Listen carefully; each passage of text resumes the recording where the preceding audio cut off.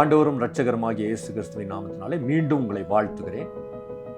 இன்றைக்கு ஏசாயா 61 அதிகாரம் 3 வசனத்தில் சாம்பலுக்கு பதிலாக சிங்காரத்தையும் துயரத்துக்கு பதிலாக ஆனந்த தைலம் என்கிற ஒரு வசனத்தை வாசிக்கிறோம்.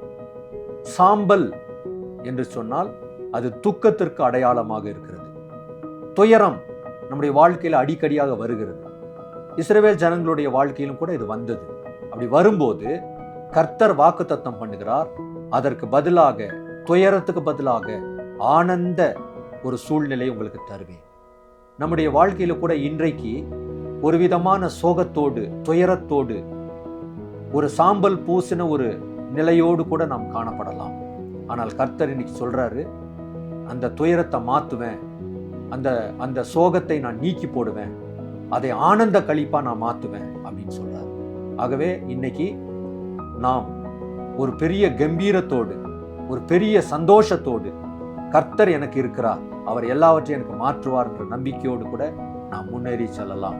கர்த்தர் தாமே இந்த வசனத்தை கொண்டு உங்களோடு கூட பேசுவார், உங்களை ஆசீர்வதிப்பார். ஆமென்.